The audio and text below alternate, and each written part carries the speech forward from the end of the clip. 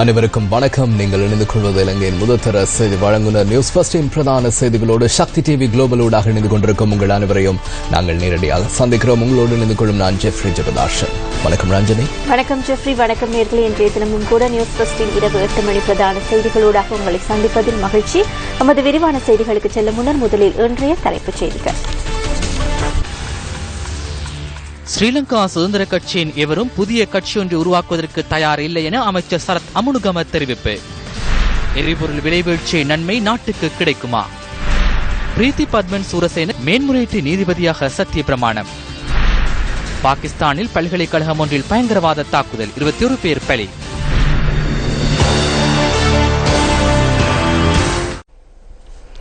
மேல் நீதிமன்ற நீதிபதி பிரீத்தி பத்மன் சூரசேன மேன்முறையீட்டு நீதிபதியாக இன்று சத்திய பிரமாணம் செய்து கொண்டார். ஜனாதிபதி மைத்ரிபால சிறிசேன முன்னிலையில் அவர் சத்திய பிரமாணம் செய்து கொண்டார். ஜனாதிபதியின் உத்தியோகபூர்வ வாசஸ்தலத்தில் இன்று முற்பகல் இந்த சத்திய பிரமாண நிகழ்வு இடம்பெற்றது. கொழும்பு பல்கலைக்கழகத்தின் பௌதீக விஞ்ஞான பட்டப்படிப்பை நிறைவு செய்த பிரீத்தி பத்மன் சூரசேன 1985 ஆண்டு சட்டக்கல்லூரிக்கு பிரவேசித்தார். 1989 ஆண்டு சட்டத்தரணியாக பதவி பிரமாணம் செய்து கொண்ட அவர் அரசு சட்டத்தரணியாக சட்டமா அதிபர் திணைக்களத்தில் இணைந்து கொண்டார். 2007 ஆண்டு மேல் நீதிமன்ற நீதிபதியாக நியமிக்கப்பட்ட பிரீத்தி பத்மன் சூரசேன லண்டன் பல்கலைக்கழகத்திலும் பட்டப்படிப்பை நிறைவு செய்துள்ளார். அவர் பாரிய ஊழல் மோசடிகள் விசாரணை செய்யும் ஜனாதிபதி ஆணைக்குழுவிலும் தலைவராக செயற்படுகின்றார். முன்னாள் ஜனாதிபதி மஹிந்த ராஜபக்ச தலைமையில் புதிய கட்சி ஒன்று உருவாகுமா என்பது தொடர்பில் தற்போது அதிகம் பேசப்படுகிறது. சிலருக்கு அந்த தேவை ஏற்பட்டுள்ளதாக ஸ்ரீலங்கா சுதந்திர கட்சி தெரிவிக்கிறது. இன்று அது தொடர்பில் தெரிவிக்கப்பட்ட சில கருத்துக்கள் அடுத்து. ආසුදේව නායකකාර මන්දිතුමා අපේ පක්ෂයේ කෙනෙක් නෙවෙයිනේ. අවශ්‍යයි කොට ශ්‍රී ලංකා නිදහස් පක්ෂය නෙවෙයි. නමුත් මහින්ද රාජපක්ෂ මහත්තයා කවදාවත් අපේ පක්ෂ ඉතිහාසය ගත්තොත් 1981 දෙකට බෙදෙනකොට මහින්ද රාජපක්ෂ මහත්තයා ගියේ නැහැ. නෑ එතුමා බණ්ඩාරනායක මැතිනියත් එක්ක පක්ෂේ හිටියා. බැසිල් රාජපක්ෂ මහත්තයා තමයි ගියේ. 91 එතුමා ගියේ නෑ. එතුමාගේ ළඟින්ම හිටපු කට්ටිය ගියා.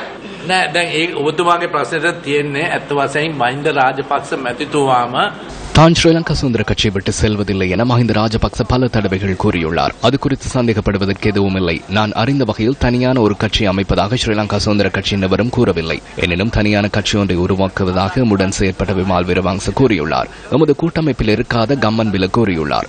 வாசுதேவ நாணயக்கார வேறு கதை ஒன்றை கூறியிருக்கலாம். கட்சியை பிளவுபடுத்தாவிடின் அவர்களுக்கு அரசியல் எதிர்காலம் இல்லை. கட்சி இரண்டாக பிளவுபடுத்தி ஐக்கிய தேசிய கட்சிக்கு சந்தர்ப்பத்தை வழங்குவதற்கு கட்சி ஆதரவாளர்கள் விரும்புவதில்லை. இந்த அனைத்து உள்ளூராட்சி மன்றங்களையும் ஐக்கிய தேசிய கட்சிக்கு வழங்குவதற்கு இவ்வாறு செயற்பட வேண்டிய அவசியமில்லை. கட்சி என்றால் கட்சிதான். சில எதிர்க்கட்சிகள் ஒன்றிணைந்து இன்று ஏற்பாடு செய்திருந்த ஊடக சந்திப்பில் புதிய கட்சி ஒன்றை உருவாக்குவது தொடர்பில் ஊடகவியலாளர்கள் கேள்வி எழுப்பினர்.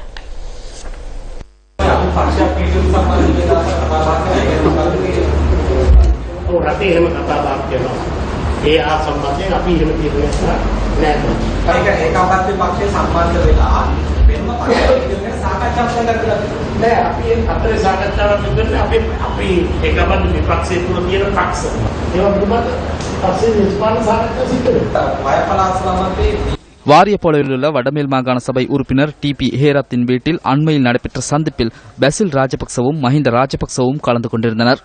கட்சியொன்றை உருவாக்கி அதற்கு மஹிந்த ராஜபக்ச தலைமைத்துவம் வழங்க முன்வர உள்ளதாக மக்கள் கட்சியின் தலைவர் அசங்க நவரத்ன குறிப்பிட்டிருந்தார். இதுகுறித்து நாம் மஹிந்த ராஜபக்சவிடம் கேட்டபோது அது ஒரு கட்டுக்கதை எனவும் ஊடகங்களே அதனை உருவாக்குவதாகவும் அவர் குறிப்பிட்டிருந்தார். ஆம், மஹிந்த ராஜபக்ச ஸ்ரீலங்கா சுதந்திர கட்சியை தொடர்ந்தும் பிரதிநிதித்துவப்படுத்துகின்றார்.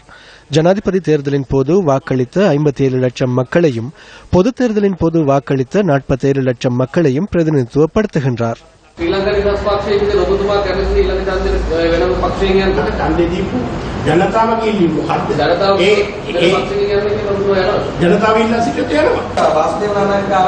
தனியான ஒரு அரசியல் பிரவேசம் அவசியம் எனவும் அதற்கான ஏற்பாடுகள் செய்யப்பட்டுள்ளதாகவும் வாசுதேவ நாணயக்கார குறிப்பிட்டிருந்தார். அடுத்த கட்ட நடவடிக்கைகளுக்கு செல்வதற்கு மஹிந்த ராஜபக்சவின் தலைமைத்துவம் கிடைத்ததாகவும் அவர் தெரிவித்திருந்தார்.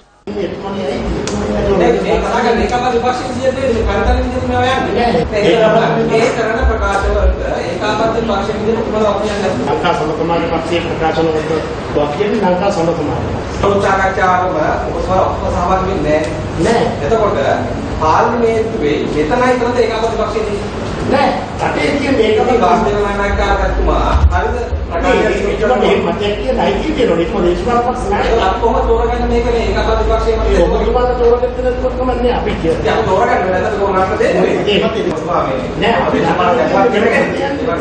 අපි කියන්නේ ගැඹුරින් රටේ විනිමය අනුපාතයට මොකද වෙන්නේ රටට විදේශ අත්දැකීම් වලට මොකද වෙන්නේ ඔය කියන රටේ ජනතාවට ආනා වගේම මේ දේශපාලන ශාන්තිය වැඩගත් රටේ කියන්නේ විකාශ වාර්තා කරලා නෙවෙයි අපේ විතර තියෙන්නේ.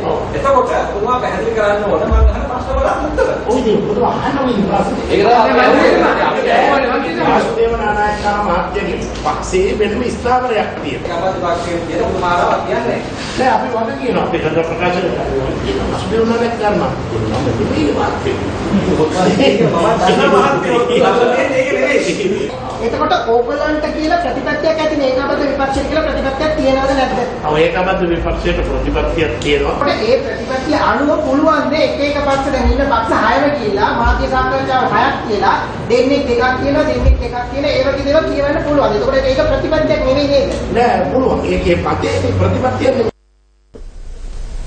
ஆஸ்திரேலிய பிரஜை பிராண்ட் ஷெடிக் என்ற வர்த்தகருக்கு சொந்தமான நிதியை மோசடி செய்த சம்பவம் தொடர்பான விசாரணைகளை துரிதப்படுத்துமாறு கோரும் ஊடகவியலாளர் சந்திப்பு ஒன்று கொழும்பில் இன்று நடைபெற்றது. நாம் முதலில் முன்வைத்த முறைப்பாட்டில் பங்குகள் கையகப்படுத்தப்பட்டது தொடர்பிலேயே நாம் குறிப்பிட்டிருந்தோம். அந்த பங்குகளின் இன்றைய பெறுமதி 11 கோடிகளாகும். அத்துடன் பிராண்ட் ஷெடிக் முதலீடு செய்த மற்றும் ஒரு வியாபாரமும் இருந்தது. உதய கமன்பில மற்றும் அந்த நிறுவனத்தின் மற்ற பணிப்பாளரும் இணைந்து அவரின் உரிமைகளை வேறொரு நிறுவனத்துக்கு விற்பனை செய்துள்ளனர். இந்த நிறுவனத்துக்கு சொந்தமான தேயிலை தொழிற்சாலை ஒன்று மத்துகம வலல்லாவிட்ட பகுதியில் உள்ளது. அந்த தேயிலை தொழிற்சாலையை 190 மில்லியனுக்கும் விற்பனை செய்துள்ளனர். அதற்கான அனைத்து ஆவணங்களையும் நான் போலீசாரிடம் ஒப்படைத்துள்ளேன். இது தொடர்பான விசாரணைகள் நிறைவு பெற்றுள்ள போதிலும் ஏன் இதுவரை எவரும் கைது செய்யப்படவில்லை என்பது தொடர்பில் நமக்கு சந்தேகம் எழுந்துள்ளது. அதற்கான காரணம் என்ன? அரசியல் கட்சிகளுக்கும் அரசியல்வாதிகள் மீதும் விரல் நீட்டாது இந்த மோசடிகளுக்கு பதில் வழங்குவது சிறந்ததாகும். දේශපාලඥයින්ට ඇඟිල්ල දික් කරන්නේ නැතුව මේවට උත්තර දෙනවා නම් තමයි හොඳ.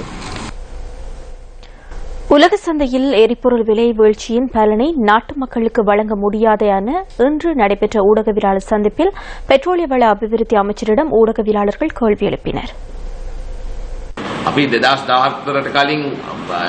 2014 ஆண்டு அதிக விலைக்கு எரிபொருளை கொள்வனவு செய்து குறைந்த விலைக்கு விநியோகித்தமையால் நாம் பாரிய நட்டத்தை எதிர்நோக்கினோம்.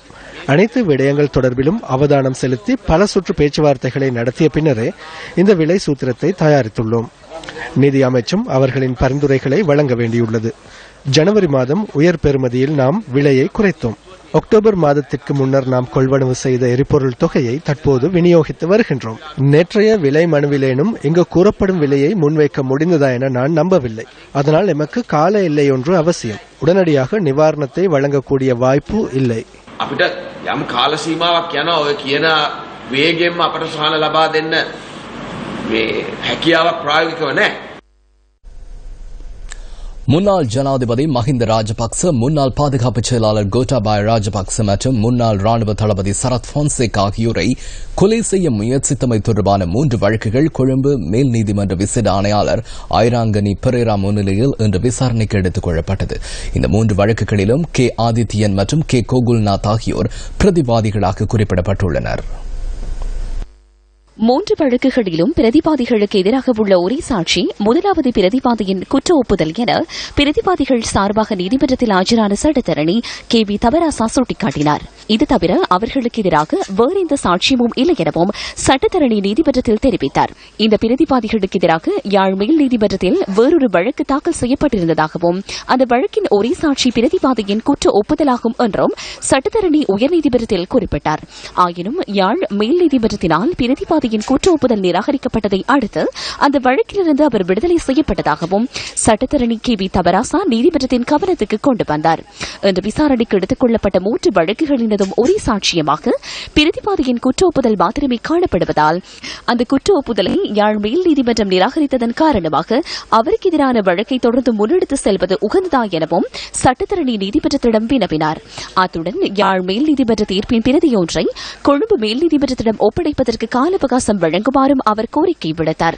இதன் பிரகாரம் இந்த 3 வழக்குகளும் பிப்ரவரி மாதம் 2ஆம் தேதி வரை உயர்நீதிமன்றத்தினால் ஒத்திவைக்கப்பட்டன. எப்படி வாபஸ் பெற்று ஜெனீவனை விடுதலை செய்தீங்களோ அது ஒரு நல்ல விஷயம். அது மாதிரி எங்கள் எல்லாருடைய வழக்குகளையும் வித்ரோ பண்ணி வாபஸ் பெற்று எங்களை விடுதலை செய்யுமாறு இந்த அரசாங்கத்தை கேட்டுக்கொள்ளும்.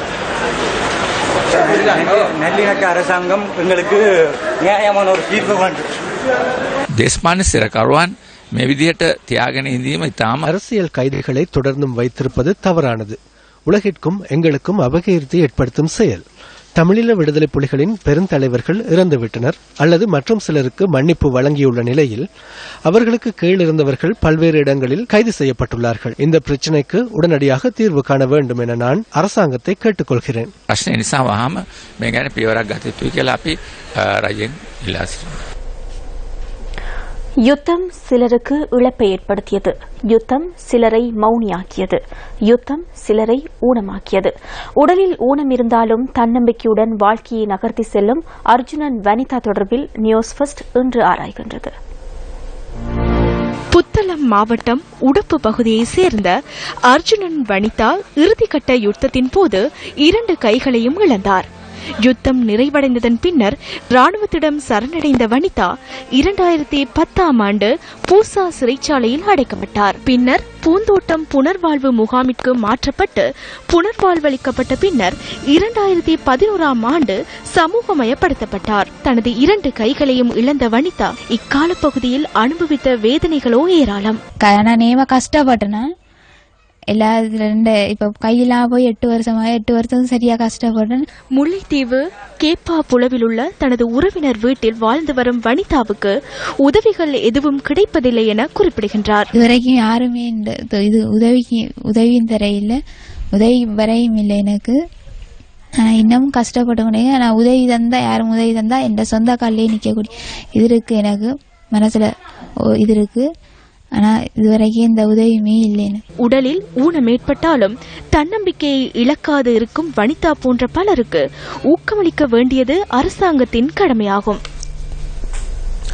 இலங்கையில் கையகப்படுத்தப்பட்ட தமிழ் மக்களின் நிலங்களை மீள பெற்றுக் கொடுப்பதற்கு இந்திய மத்திய அரசு இலங்கையை வலியுறுத்த வேண்டும் என தமிழக ஆளுநர் ரோசையா கேட்டுக் கொண்டுள்ளார். இந்த ஆண்டுக்கான தமிழக சட்டமன்றத்தின் முதல் கூட்டம் இன்று காலை ஆளுநர் உரையுடன் ஆரம்பமானது. கூட்டத்தில் உரையாற்றிய தமிழக ஆளுநர் இலங்கை அரசு நீதியை நிலைநாட்டுவதற்கு மத்திய அரசு தொடர்ந்தும் இலங்கையை வலியுறுத்த வேண்டும் என சுட்டிக்காட்டியுள்ளார். மேலும் தமிழ் மக்களுக்கு எதிராக குற்றம் இழைத்தவர்களுக்கு உரிய சட்ட நடவடிக்கை எடுக்க வேண்டும் எனவும் தனது சட்டமன்ற உரையில் ஆளுநர் கூறியுள்ளார். தமிழ் மக்கள் இலங்கையில் நீதியுடனும் கண்ணியத்துடனும் வாழ வழியமைத்துக் கொடுக்க வேண்டும் எனவும் தமிழக ஆளுநர் மத்திய அரசை வலியுறுத்தியுள்ளார். இதேவேளை இலங்கை படையினரால் தமிழக மீனவர்கள் படகுகளுடன் கைது செய்யப்படும் நடவடிக்கைக்கு தமிழக ஆளுநர் ரோசையா கண்டனம் வெளியிட்டுள்ளார்.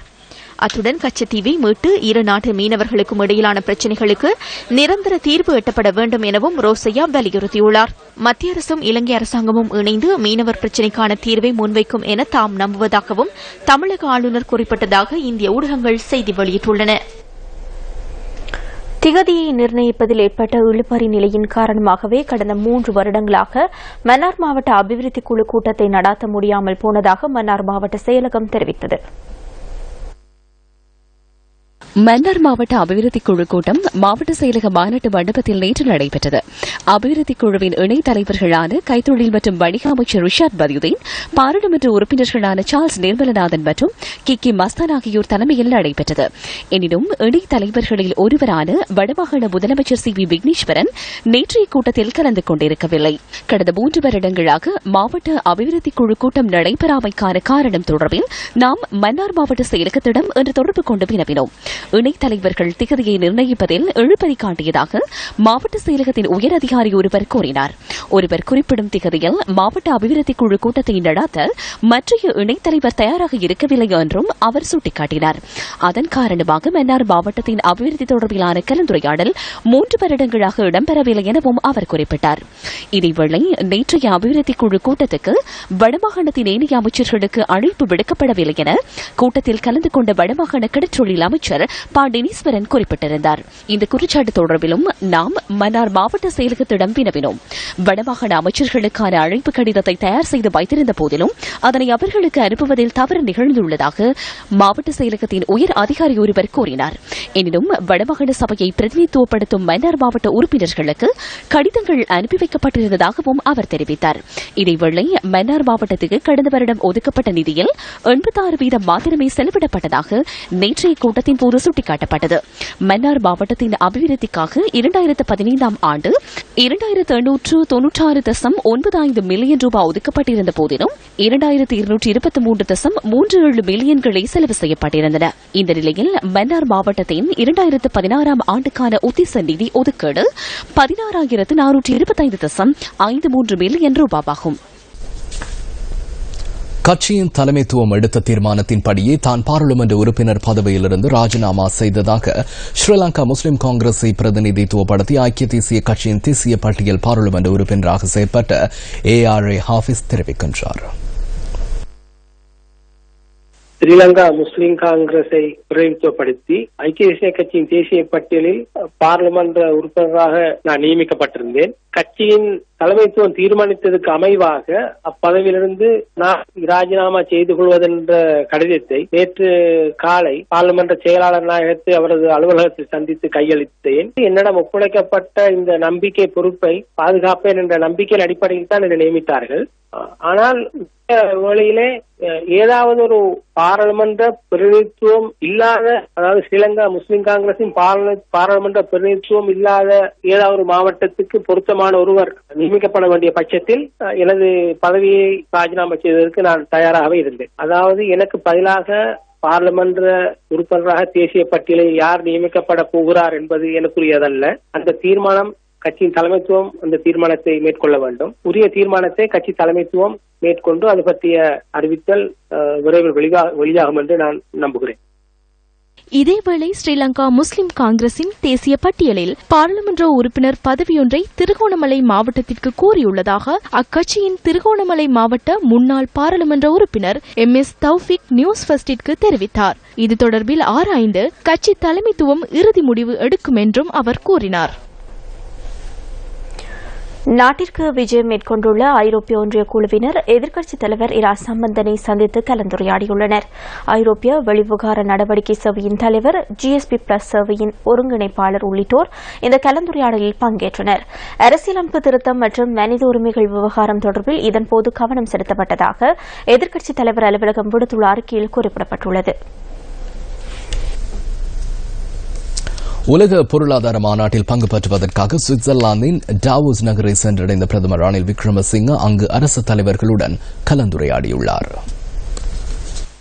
ஸ்வீடன் பிரதமர் ஸ்டெஃபான் லாஃப்டன் மற்றும் துருக்கி பிரதமர் அகமது தாவாதோக்லு ஆகியோரை பிரதமர் ரணில் விக்ரமசிங்க சந்தித்து கலந்துரையாடியதாக பிரதமர் அலுவலகம் விடுத்துள்ள அறிக்கையில் தெரிவிக்கப்பட்டுள்ளது. சுவிட்சர்லாந்தின் டாவோஸ் நகரில் இன்று முற்பகல் ஆரம்பமான உலக பொருளாதார மாநாட்டில் கலந்து கொண்டுள்ள பிரதமர் ரணில் விக்ரமசிங்க உலகின் பாரிய அளவிலான வர்த்தக நிறுவனங்கள் பலவற்றின் தலைவர்களுடனும் பேச்சுவார்த்தைகளை நடாத்தியுள்ளார். இலங்கையில் விரைவில் பாரிய அளவான முதலீடுகளில் ஈடுபடுவதற்கு அந்த வர்த்தக நிறுவனங்களின் தலைவர்களும் பிரதமரிடம் விருப்பம் தெரிவித்துள்ளதாக பிரதமர் அலுவலகம் விடுத்துள்ள அறிக்கையில் சுட்டிக்காட்டப்பட்டுள்ளது. உலக பொருளாதார மாநாட்டிற்கு அமைவாக உலகின் பிரபல வர்த்தக நிறுவனங்களின் தலைவர்களும் பிரதமர் ரணில் விக்ரமசிங்கவுடன் பேச்சுவார்த்தை நடத்தியுள்ளனர். உலக பிரசித்தி பெற்ற மைக்ரோசாப்ட் நிறுவனத்தின் தலைவர் ஜீன் பிலிப் கார்டாய்ஸை டாவோஸ் நகரில் பிரதமர் ரணில் விக்ரமசிங்க நாளை சந்தித்து பேச்சுவார்த்தை நடத்தவுள்ளமை குறிப்பிடத்தக்கது.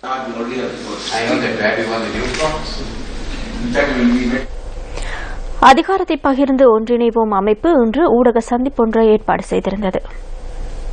පෙරටුගාමි සමාජවාදී පක්ෂයේ முன்னிலை சோசலிச கட்சியின் பேரணி மீது கண்ணீர் புகை தாக்குதல் மேற்கொள்ளப்படவில்லை. நீர்த்தாரை பிரயோகமே மேற்கொள்ளப்பட்டது. தலைவர் சிறையில் உள்ளார். சிறிய கடவுச்சீட்டு பிரச்சினை. இதனை விடவும் பாரிய அளவிலான கடவுச்சீட்டு பிரச்சனைகள் காணப்பட்டன. விமால் வீரவங்சவிற்கேனும் அதனை அவர் சரி செய்து கொண்டார். அவ்வாறு எனின் இங்கு என்ன நடந்தது என்பது நமக்கு தெரியவில்லை. கருப்பு கொடி ஏந்திய வண்ணம் பேரணி செல்கின்றனர். அவர்களுடன் பேசி சிரித்த வண்ணம் போலீசாரும் வருவதை நான் கண்டேன். இறுதி இடத்திற்கு வந்து பாய்வதற்கு முற்பட்ட போது நீர்த்தாரை பிரயோகம் மேற்கொள்கின்றனர். இது பேசி செய்யப்பட்ட ஒரு விடயமா என எண்ண தோன்றுகிறது.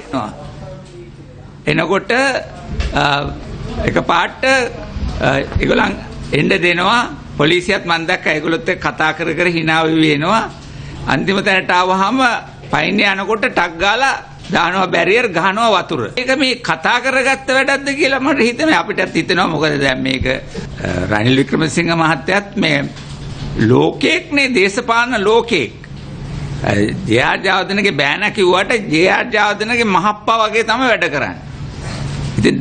முன்னிலை சோசலிச கட்சியில் உள்ள தலைவர்களை அழைத்து நீங்கள் பேரணியாக செல்லுங்கள், நான் கண்ணீர் புகை மற்றும் நீர்த்தாரை பிரயோகங்களை மேற்கொள்கிறேன் என ரணில் விக்ரமசிங்க கூறியிருப்பார். அவ்வாறெனின் உங்களுக்கும் பிரச்சனை இல்லை, எங்களுக்கும் பிரச்சனை இல்லை என கூறியிருப்பார். டாக்டர் ஹாஃபிஸ் நேற்று ராஜினாமா செய்தார். அமைச்சர் MKADS குணவர்தன காலமானார். அவ்வாறாயின் 2 வெற்றிடங்கள் காணப்படுகின்றன. உங்களுக்கு பாராளுமன்ற உறுப்புரிமை வழங்கப்பட உள்ளதாக எங்களுக்கு தகவல் கிடைத்துள்ளது. அவ்வாறு ஏதேனும் கருத்து காணப்படுகின்றதா? உண்மையிலேயே நான் போட்டியிடுவதற்கு எதிர்பார்த்திருந்தேன். போட்டியிட வேண்டாம், தேசிய பட்டியலில் உறுப்புரிமை வழங்குவதாக கூறினார். பட்டியலில் எனது பெயரே உள்ளது. பட்டியலில் உள்ளவர்கள் நியமிக்கப்பட வேண்டுமெனின் அதில் நானே காணப்படுகிறேன். எனினும் பிரதமர் நாட்டில் இல்லை என நான் எண்ணுகிறேன். நாட்டின் பொருளாதார முன்னேற்றத்திற்கு பாரிய பங்களிப்பு செய்யும் மலையக மக்களின் வாழ்வு தொடர்ந்தும் கவனிப்பாரற்ற நிலையில் இருள் சூழ்ந்திருப்பது கவலைக்குரிய விடயமாகும். நுவரெலிய நாகசேனை டிலிகுற்றி தோட்டமே இது.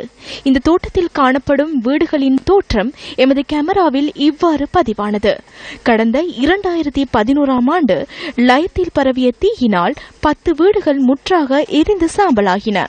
இந்த விபத்தில் தமது உடைமைகளை முற்றாக இழந்து மோசமாக பாதிக்கப்பட்ட சுமார் 10 குடும்பங்களைச் சேர்ந்த 40 பேர் நிர்கதிக்குள்ளாகி இருந்தனர். தீயினால் பாதிக்கப்பட்டவர்களுக்கு தோட்ட நிர்வாகம் தற்காலிகமாக தங்குவதற்கு உதவிகளை வழங்கியிருந்தது. இந்த நிலையில் தீயினால் பாதிக்கப்பட்ட மக்களுக்கு அரசியல்வாதிகளினால் பல்வேறு வாக்குறுதிகள் வழங்கப்பட்ட போதிலும் அவை வழமை போல் செல்லா காசாகிவிட்டன. கரண்ட் இல்ல, இந்த உடனே காமராவில் தான் நாங்க இருக்கோம். சுகம் நாட்டி வைக்காது இதுக்கு இடமே இல்லை. எப்படியாவது வர்றவங்க அவ்வளவு பேரும் வந்து பார்த்துட்டு ஏமாத்திட்டு தான் போறாங்க. நாங்கள் செத்தா கூட அவங்க திரும்பி பார்க்க யாருமே நாதி இல்லை. ஆனா எங்களோட உழைப்பு வேணும், எங்களோட பணம் வேணும். ஆனா எங்களுக்கு எந்த வசதியும் கிடையாது.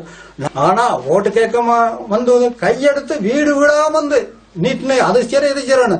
ஆனா முடிஞ்ச பிறகு எங்களை ஏன்னு கூட கேட்கல.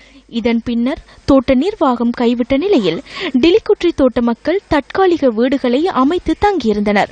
எவ்வித அடிப்படை வசதிகளற்ற நிலையில் 5 வருடங்களாக தற்காலிக வீடுகளில் பல்வேறு போராட்டங்களுக்கு மத்தியில் தமது அன்றாட வாழ்வினை கொண்டு செல்வதாக இந்த மக்கள் அங்கலாய்க்கின்றனர். எங்களுக்கு தங்குறதுக்கு இடம் இல்லாம இருக்கும், வீடு வசதி இல்லாம இருக்கும். இந்த வீட்டுல இருக்கிறோம், பிள்ளைகளை வச்சுக்கிட்டு நாங்க எவ்வளவோ தவதாயப்பட்டுக்கிட்டு இருக்கோம். இந்த வீட்டுல நாங்க குளிர்காலம், பனி, காத்து, மழையிலையும் நாங்க இவ்வளவு கஷ்டப்பட்டுக்கிட்டு இருக்கோம். அது மட்டும் இல்ல, சம்பள உயர்வு எங்களுக்கு கூட்டி தரேன்னு சொல்லி இந்த சம்பள உயர்வும் எங்களுக்கு கூட்டி தரல. மலசில கூட வசதியின்றி மக்கள் சிரமத்தினை எதிர்கொள்வதுடன் மழை காலங்களில் நீர் வீடுகளுக்குள் புகுவதனால் நிம்மதியாக தூங்க முடியாத நிலைக்கு தாம் தள்ளப்பட்டுள்ளதாக தெரிவிக்கின்றனர். தீயினால் பாதிக்கப்பட்ட பிரதேசம் புட்கள் வளர்ந்து காடுகளாக காட்சியளிக்கின்ற நிலையில் டிலிகுற்றி தோட்ட மக்கள் தொடர்பில் அரசியல்வாதிகள் தொடர்ந்தும் பாராமுகமாக இருப்பது கவலைக்குரியதே. தீ விபத்து ஏற்பட்டு 5 வருடங்கள் கடந்த நிலையில் தமது வாழ்வில் எப்போது ஒளி வீசும் என்ற ஏக்கத்துடன் உள்ளனர் டிலிகுற்றி தோட்ட மக்கள்.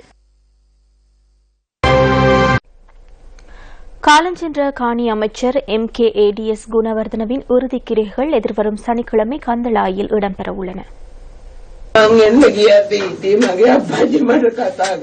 காலம் சென்ற MKADS குணவர்தனவின் பூதவுடல் கம்பஹாவில் உள்ள அன்னாரின் வீட்டில் இன்று மாலை வரை வைக்கப்பட்டிருந்தது. பூதவுடலுக்கு இறுதி அஞ்சலி செலுத்த மக்கள் பிரதிநிதிகள், பொதுமக்கள் என பெருந்திரளானவர்கள் சென்றிருந்தனர்.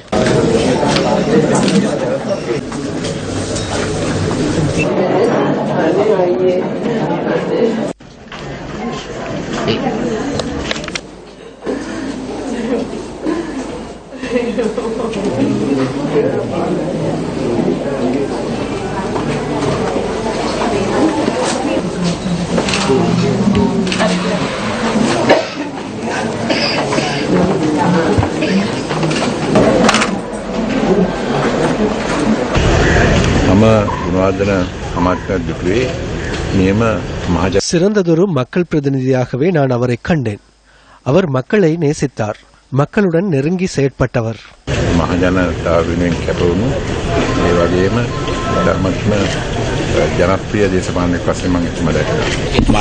எனது அனுதாபத்தை தெரிவிக்கின்றேன். இத்துடன் நியூஸ் ஃபர்ஸ்டின் பிரதான செய்தி அறிக்கை நிறைவு பெற்றது. வணக்கம். வணக்கம்.